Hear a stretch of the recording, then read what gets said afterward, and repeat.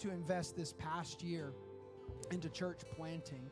And today on Impact Sunday, I brought one of their national leaders, a great friend of mine, Tim Celek, here to come and preach today on Impact Sunday and bring the message.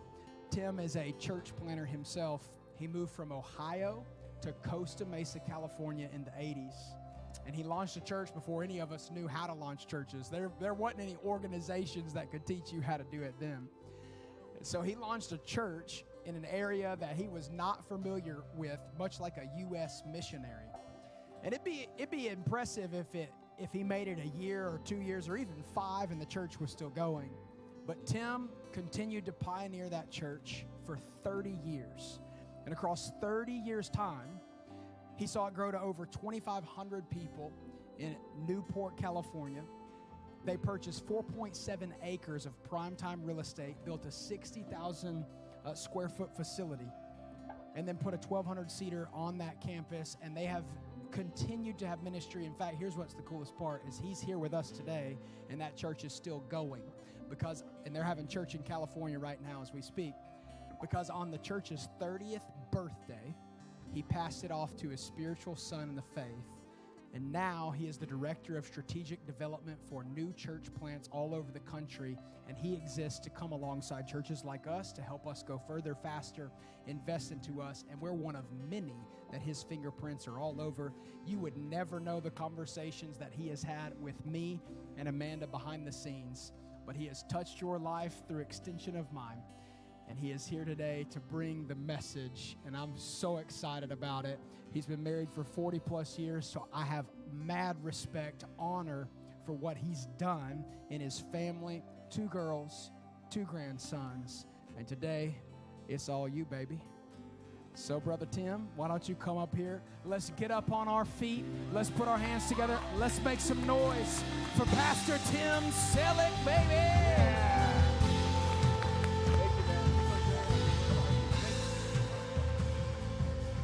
Okay, have a seat, man. That's okay. Yeah, and I just, all that means is 42 years married and 33 years ago I planted. It just means I'm an old man. What can I say, okay? That's what it means. But I just want to thank you for allowing me to be with you today. This is a real privilege, and it is an honor. And I'll just say this right off the bat. My respect, honor, and admiration for Alan and Amanda as leaders is so freaking high. Give it up for them. Give it up for them. It's just off the charts, amazing. But I'll tell you even more so, what for me is the manner that they love one another as a married couple. The way they love on their kids, Emma, Maisie, and Lennon. It's off the charts awesome, right? Because see, as someone who planted and saw a church grow, and, one day when you have a 37-year-old and a 35-year-old daughter, they're now married and happily so, and 2 grandkids, your kids then leave. One day, if he stays around, he'll release this church to another younger man, woman who are vibrant and vital and want to bring even further reach into this area for Jesus. And on that day, my question is always, as I get the chance to work with church planters like Alan and Amanda, is, will you be devoted to loving your spouse on that day even more so than the day you got married? And I just got to just say this, because that to me is important. What I see in Alan and Amanda are 2 people, yes, who are devoted deeply to Vivid Church, but more so, they are devoted to one another as a married couple. So just give it up for them one more time. I just want to tell you guys that. I just love that. Yep. Now, hey, we're calling this Sunday Impact Sunday, right? Now, let me tell you, I'm impressed with Vivid Church.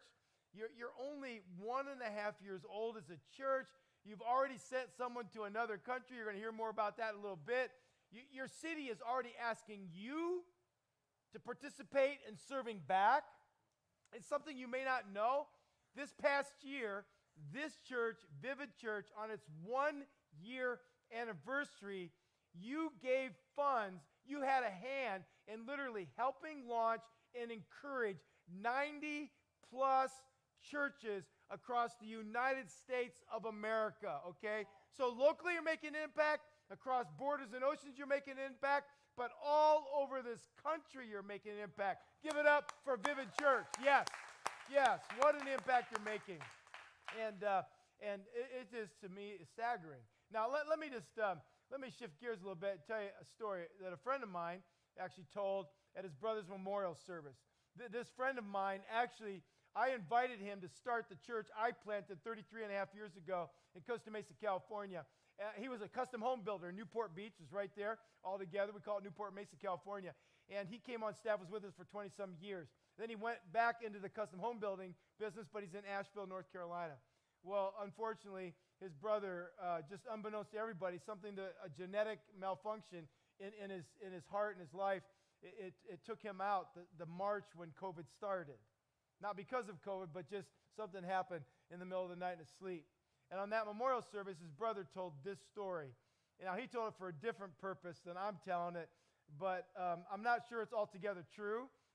Dan said that this plane was taken off at Charlotte International Airport, and the plane that took off, it had 4 people on the plane.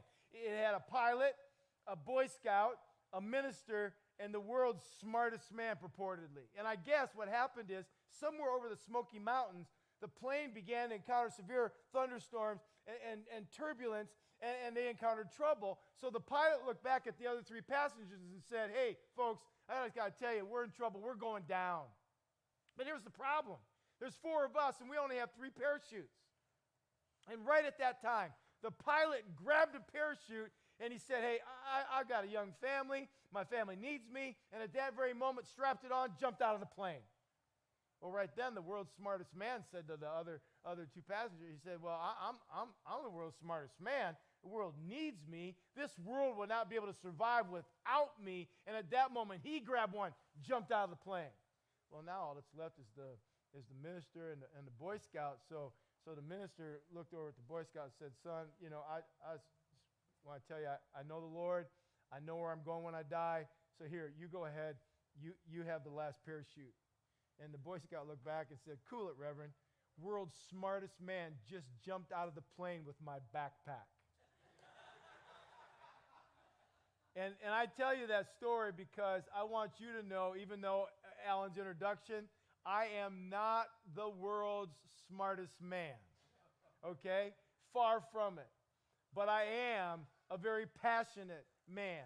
So what I want to do is, I want to ask you to participate with me over the next few moments, okay? I'm going to ask you some questions, okay? And if you struggle with test anxiety, just know you can't get these questions wrong. There's just no way you can get them wrong. This is about your own personal opinion. So in a second, what I'm going to ask you to do is just turn to one other person next to you, just 2 people, no more than 2, okay? And I'm going to ask you to discuss this. And so for the sake of time, what I want you to do is just say to them the first thing that pops into your mind. First thing that pops in your mind, and I want you to turn to somebody near to you. Now the first one, I'm going to give a qualifier to it before you start talking about it. The first one I want you to think about is the ideal meal. Ideal meal. Now don't say it to anybody next to you yet. Now, I didn't say ideal restaurant or favorite restaurant because that's different. Because when my mom was alive, I couldn't get my mom's Lebanese za'atar bread at a restaurant. Or, and I know this is going to gross some of you out, I couldn't get my mom's cow tongue sandwich in a restaurant. I'm talking about your ideal meal. If you could have any meal in the world, what would it be? Go talk to somebody right next to you. Right next to you. Just say the first thing.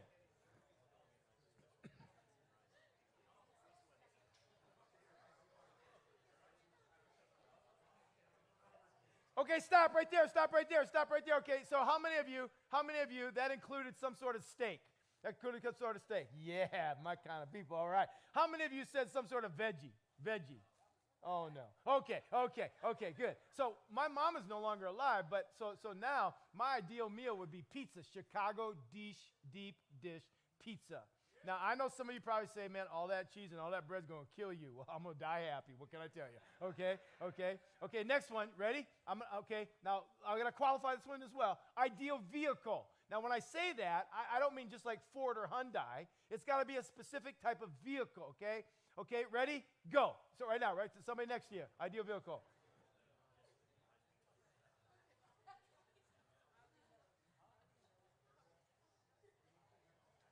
Okay, stop right there. How many of you men did not say minivan? Minivan. That's what I thought. Okay, how many of you had some sort of truck? Okay, good. How many of you said some sort of sports car? Sports car? Oh, okay. How many of you said a two-wheel vehicle? Nobody. Oh, okay. Well, we'll get to that a little bit later. Okay, next one. This will be fun because this one will be all over the place. Okay, now, I want you to tell the person, I got to give this one a qualifier too, ideal vacation spot. Now, this isn't somewhere you go every year to see family. Like for example, over the last couple days, I was in Charleston, South Carolina, because that's where my wife's mom and dad now live. That's where two of my wife's sisters now live. That's where one of my brother lives, but that brother's married to one of my wife's sisters. It's allowed in the South. Okay, so that's where they live. Okay, now I gotta go there because that's family. So I'm talking if you could go on vacation to anywhere in the world, where would it be? Ready? Go.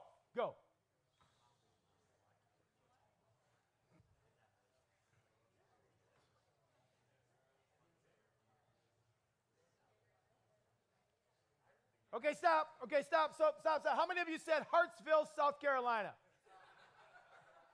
Okay. How many of you, it included mountains? Mountains? Okay. How many of you, it included tropical place, beach? Oh, okay, good. See, all of us have these things that we consider to be ideal.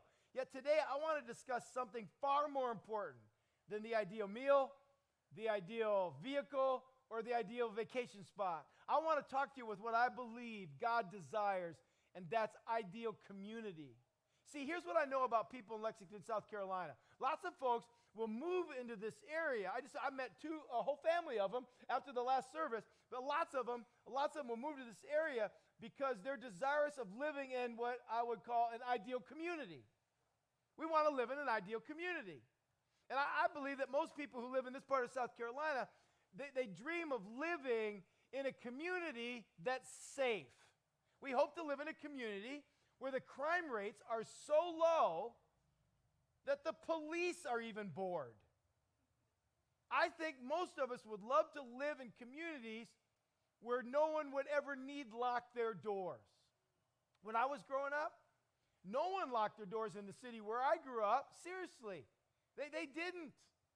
Now we've got double deadbolt doors, we've got Ring video doorbells, we've got surveillance systems on private residences.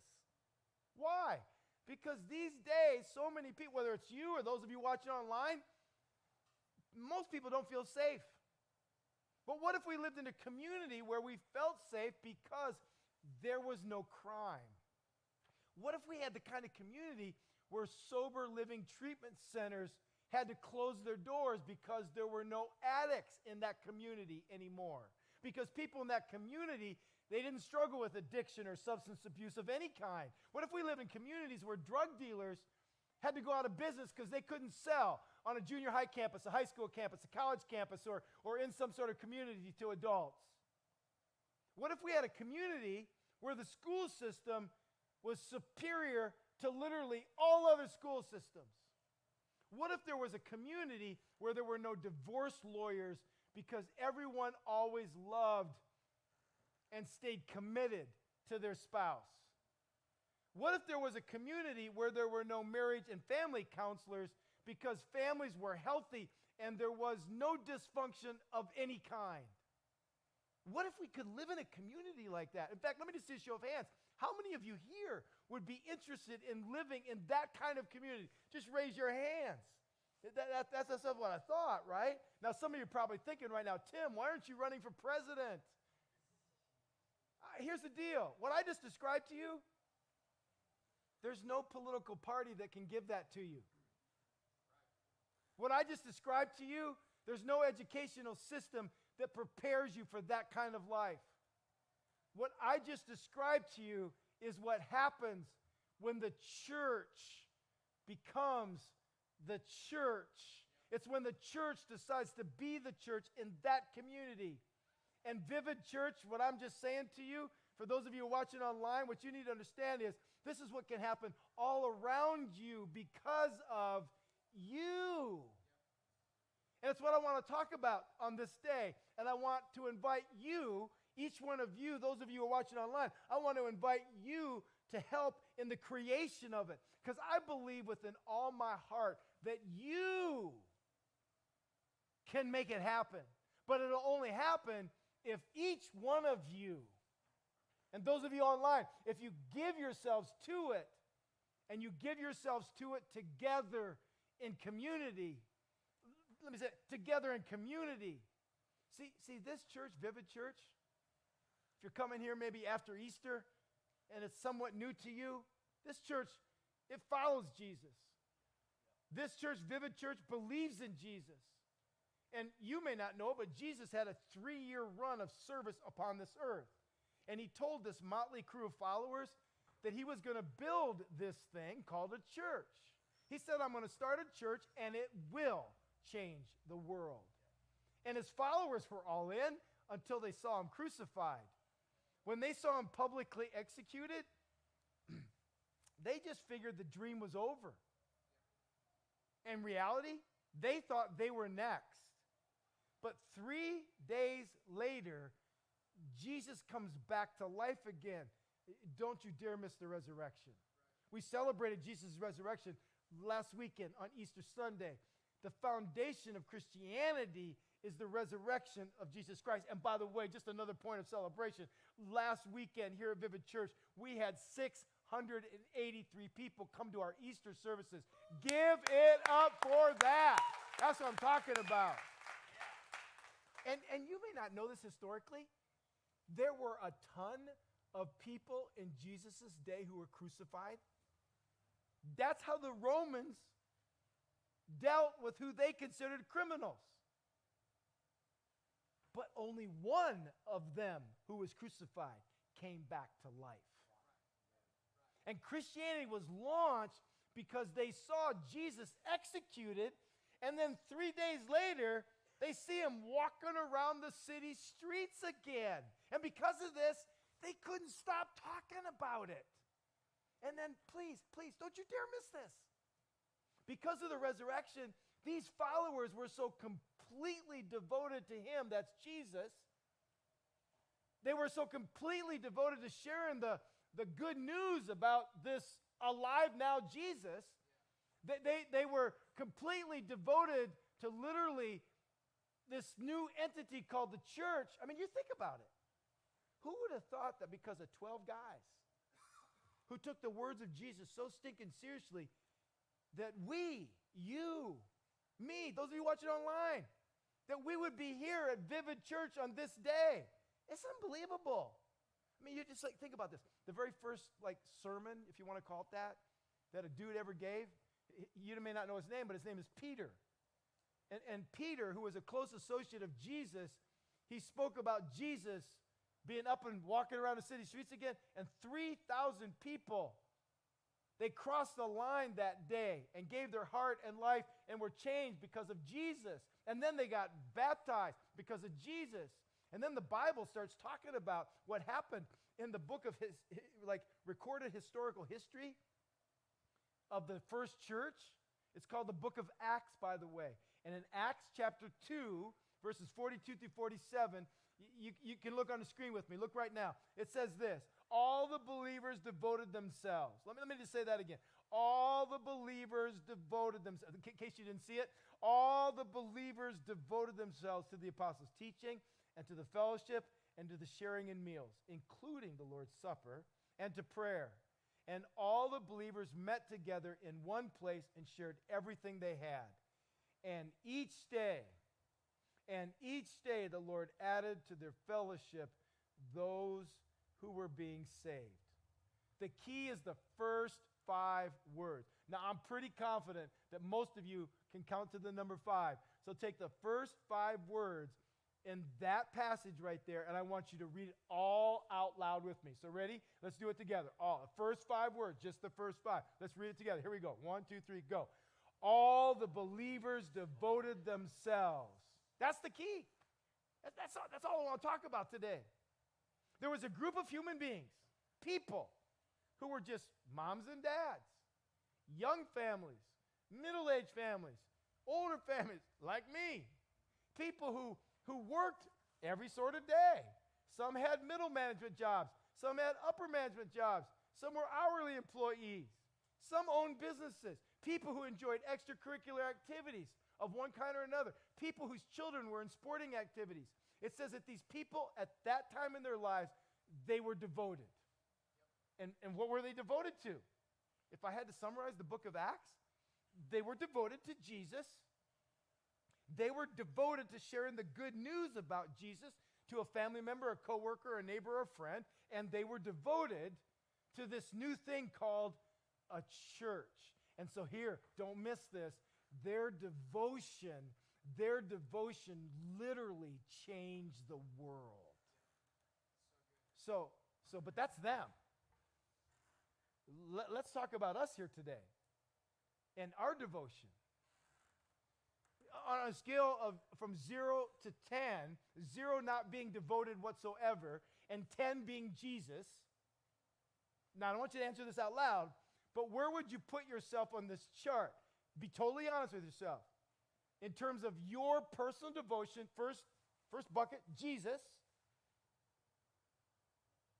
Second, where would you be in your devotion level to sharing the good news with a neighbor, a family member, a friend, a coworker, a classmate? And then third, where is your devotion level to Vivid Church? Not at all devoted or completely, totally devoted? Now, this is not a morality scale. This is not a goodness or badness indicator. How devoted would you say you are to Jesus? To sharing the good news about Jesus to a friend, a coworker, some sort of business associate, a neighbor, classmate, and how devoted would you say you are to Vivid Church, this church? And I want to tell you why it can get a little tense in the room, and for those of you who are watching online right now, because this is where you expect for me to go off on you. You expect me to say that you all need to be 10s. You got to be a 10, and if you're not a 10, well, you suck. That's what pastors like me are supposed to say. But listen to me right now. Vivid Church, online Vivid Church, I don't care where you are on the chart. Here's the question I have for you this day. What would it take for you to go up one number? Listen to me today. See, so some of you say, well, I'm a 3 in my devotion to sharing the good news with a coworker, classmate, family friend. Well, first off, I wanted to say to you, I'm glad you made the decision on the weekend after Easter to show up here at church this day. I applaud you for making this a part of your life. And if you're a 3, I just want you to know I'm not knocking you for being a 3. But here's my question. What would it take for you to be a 4? In your devotion to Jesus, or your devotion to sharing the good news, or your devotion to Vivid Church? What would you need to start doing, and what would you need to stop doing? If you're a 5, what would it take for you to be a 6? If you're a 6, what would it take for you to be a 7? What would it take for you to go up one number? And here's why I ask this. I believe with all my heart, if everyone in this room went up just one number in this room only, it would change this city, Lexington, South Carolina. I believe if everybody in just this room, I'm not talking about the previous rooms or anybody that will be watching this on demand at some point, but I'm just saying if you went up 2 numbers, I believe the rippling effect would carry out into all of Columbia. I believe if we all went up 3 numbers, we would change the state of South Carolina. And if we all went up collectively 4 numbers, the massive cascading effect would be on the entire world from just this church. You see, here's the deal. I'm saying this because I have proof it happened. We're here today because in Acts 2, 42 through 47, a whole bunch of someones were completely devoted to Jesus. They were totally devoted to sharing the good news about Jesus. And they were devoted to their church, and because these people were devoted throughout the book of Acts, the church kept growing. The church kept expanding. The church kept multiplying. a while back, a friend of mine, in fact, that friend actually sold his business, and then he came on staff with us at the church that I founded, and he was there on staff for about 23 years. And it's interesting to me because he had a friend recently who passed away, and because of my friend's involvement in his friend's life, that man who died willed him 2 vintage mid-1960s Chevy Corvettes. Now, I've never been until that point in a vintage Chevy Corvette, but I got to tell you, these things were like mint condition. But what was really amazing, when he took me on a ride and he put the gas pedal to the floorboard, oh my God. He gave that Corvette some gas. It took off and just thrust me back in my seat. The power was amazing. And I got to tell you right now, I'm not a car guy. I mean, my 2 son-in-laws, they are car guys. That's why we have nothing to talk about. But that's another thing, okay? Okay? I'm not a car guy, but when we stopped, my friend, he popped the hood and showed me what was under there. The engine was huge. I mean, huge. Can I just stop right now and tell you what makes this church awesome? Listen to me right now. It's not this building. It's not these lights. It's not the sound system. It's when you lift the hood, you see the people inside Vivid Church. It's when we take a look at you. You are amazing. Like, for example, let me just give you some names. Like, the first one that pops into my mind is Fletch. Everybody likes Fletch, right? But he gets paid to be liked, right? So does, like, Leslie. So does Kirby. So does Alan. But I'll tell you right now, let's all celebrate Abigail, okay? I mean, that's that right there. I mean, they get other ones. They get paid to be good. She's good for nothing, okay? Okay? Okay? I mean, there's all kinds of people. Like, I've been meeting people like Roy, Leslie, Jen, Robert, Matt. We got like 20 million Matts at this church, okay? You know, Susan, Andrew. I mean, and because let me tell you something. You're the ones who are praying. You're the ones who are serving. You're the ones who are giving. You're the ones who are inviting your friends. And because of what you do and who you are in your devotion level, Lexington, South Carolina is already being changed. Special Olympics, ton of water given away, 40 plus gift bags given to the teachers. And in a little bit, you're going to hear about the mission, like reverberation that's already going to Jamaica, another country, across the border and across the oceans. I mean, it's just, and then that you have already encouraged 90 plus churches in the United States of America.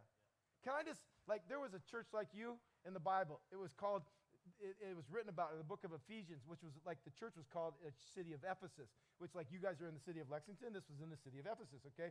And the guy that started this church wasn't Alan, but it was a guy named Paul. And he says this about this place. Look at it on the screen. In Ephesians 1:15, it says, ever since I heard about your faith in the Lord Jesus, ever since I heard about your faith in the Lord Jesus, and your love for all God's people. Man, I was preparing this. I read that, and I think that's unbelievable. Because, again, at this time in history, this is happening. Vivid Church.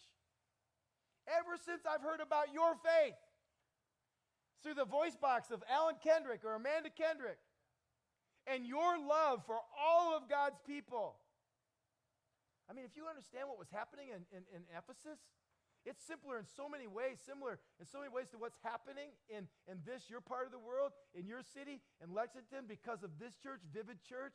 That first church in Ephesus, these folks were so devoted to Jesus, so devoted to sharing the good news, so devoted to literally their local church. Something awesome was happening. Something phenomenal was taking place. The church was on the move. The church was growing. The people groups were literally coming together. Vivid Church, you need to know something. Something awesome is happening. Something phenomenal is taking place. Your church is on the move. It is growing. God is using people like you to reach people. Yet Vivid Church, I just want you to know right now, it's just the beginning. God has more in store. I saw, like, up on that screen, you had 19 small groups, 209 people. I'm telling you what, I'm already praying for you when I saw those numbers, that by the fall, you'd have 25 to 27 small groups with 350 to 375 people. But it's going to take you to be one more number devoted. But if you go up one more number in your devotion to Jesus, in your devotion to sharing the good news about Jesus, in your devotion to this church, Vivid Church, you'll see an entire community, an entire region, an entire state, and dare I say it, even an entire nation transformed because of you. But it takes devotion. This church is to be a force for the power of God. And the propellant, the fuel, is devotion. But I'm telling you right now, devotion takes focus. Devotion takes determination. And dare I say it, devotion is not easy. Let me just say it like it is. It is easier in our country today to be distracted than it is to be devoted. Let me just say that again. It is easier to be distracted in our world than it is to be devoted. But I'm going to just say this again. If you go up one number, and you go up one number, and you go up one number, and you go up one number, and you go up one number, and you go up one number, and you go up one number, oh, watch out. Because this local church will have this reverberating thing. And by the way, when I say what I'm saying right now, I'm not saying that you like love Vivid. If I asked you if you love Vivid Church, most all of you would say, yeah, I love Vivid. But see, love is a unique word in our English language. Because think about the things we love. Like, for example, let me see a show of hands. How many of you have dogs or a dog? Raise your hands. How many of you have a dog? Okay, yeah, okay. Now, I'm not going to ask you, but I would imagine most of you love your dog. In fact, the truth is, some of you love your dog or dogs more than you love your kids. Okay, that's the truth. Okay, okay. I'm not like making fun of you. That's just what's true about you. Okay. Some of you right now, you're thinking, okay, you're going to give some dogs some love. Okay, let me just say it. Okay, you say I don't have a dog, I have a cat. Okay, and I love my cat. Come on, no one really loves their cat. Okay.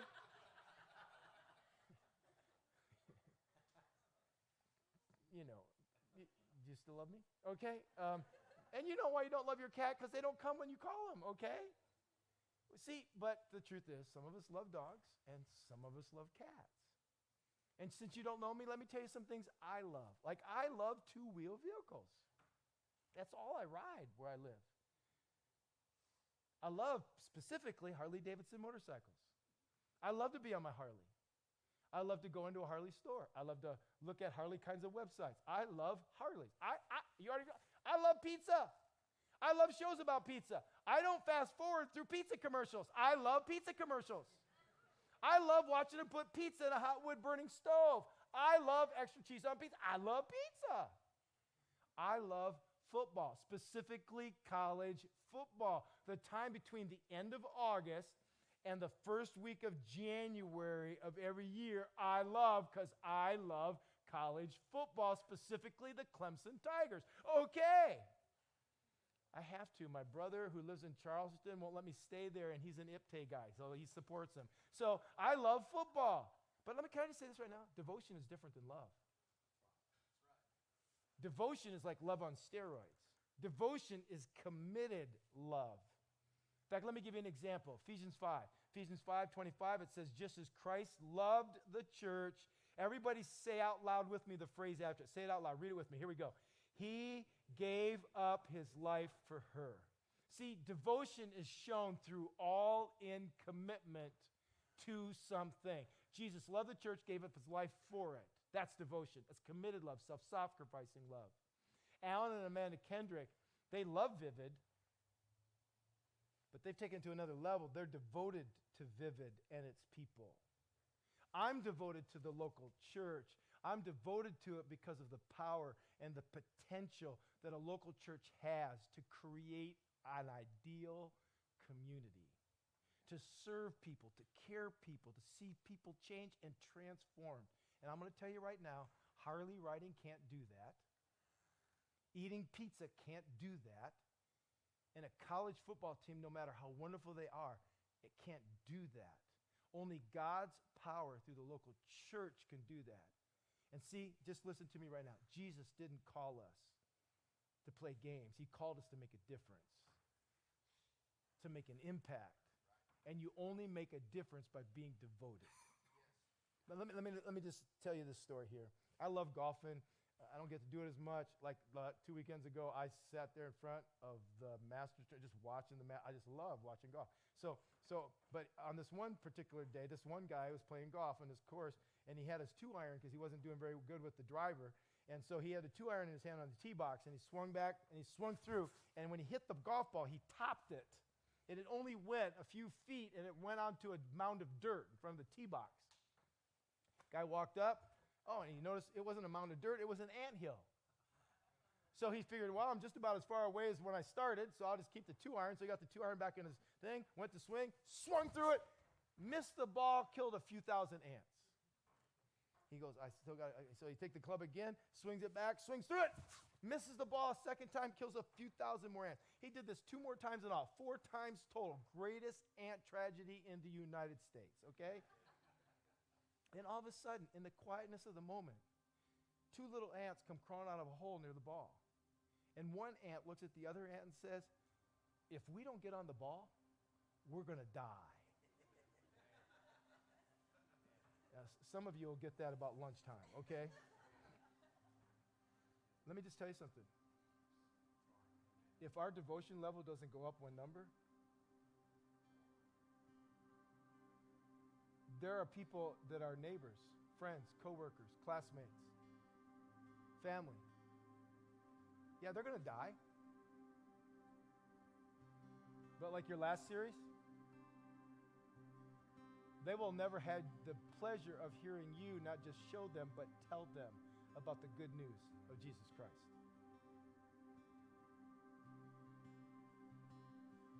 We're talking, this is huge, friends. Like, go up 1 number in relationship to your church. I always look at it this way, because devotion is committed action. So I think of Vivid Church, time, talent, treasure. Time, talent. I was talking with Alan and Amanda, and there's about 45, 47 total people that are regularly engaged in serving on a weekend. On Easter, there was 90-some. I think to myself, if there were people who went up 1 number in their devotion to Vivid Church, that by September, thinking of what God's doing and wants to do in and through this church, there should be about 150 to 175 people actively serving in and through this local church. Or just take treasure, time, talent, treasure. The reality is many of you are gainfully employed. You make an income. God's the one who gave all of it to you. He just wants you to relinquish a portion of it back to Him. If you go up 1 number, that might mean that you go from 0% to 2%. Or from 2% to go up another number, it's like from 2% to 4%. I'm just asking you today, what's your number? And what would it take for you to go up just 1 number? In your devotion to Jesus, your devotion to sharing the good news of Jesus, and your devotion to Vivid Church. Would you all close your eyes right now and bow your heads? Let's pray. Those of you online, if you just join me in prayer, I sure would appreciate it. Let's pray right now. My head's up, by the way, but if you would all just bow your heads, let's pray right now. How many of you here today, I'm going to ask you online the same thing. Those of you in the room right now, I'm going to just ask you, how many of you here today know that, let's just take 2 of the areas. In devotion, in terms of devotion to sharing the good news of Jesus and devotion to Vivid Church, how many of you here today say, I know God's prompted me to go up 1 number? Raise your hand if that's true for you. Just raise your hand if you know that to be true. Just raise your hand, keep it up so I can see it. If that's true for you. Thank you. You can put your hands down. I'm going to pray for you right now. God, I just pray for those who raise their hands, for those online who they're thinking the same thing. They know that that's a step that needs to be taken. I just pray right now, God, that we would make a decision to move toward committed action. Talking to a coworker, a neighbor, a family member, a friend, a classmate about the alteration and the changes that are taking place in us And God, I pray that so many of us in this room made a commitment to go up one number in our devotion to Vivid Church, this our church. And I pray that it has practical, tangible implications for how we leverage our time and talent in serving and our treasure in giving. I pray we go up one number. And I pray for this church as it continues to make an impact in this city, in this region, in this state, around this country, and all over this world. But before I end today, for those of you online, and even for those of you in the room here today, I don't know who you are and where you come from.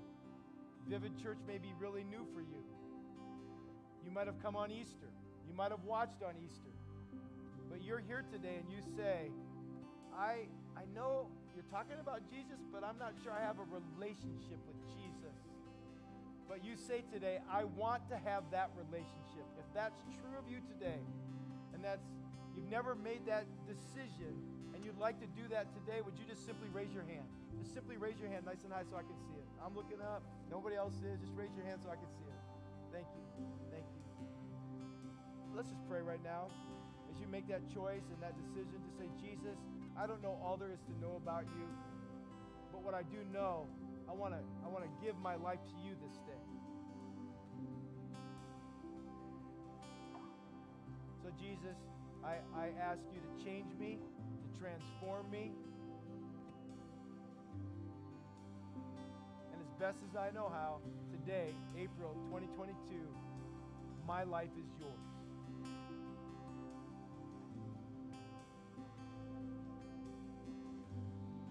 God, I pray that whether we're taking a number up in our devotion because we already believe in you, or we're giving our life to you this day, Lord, I pray that a movement will be unleashed through Vivid Church to the city, to this region, to this state, to this world of ours.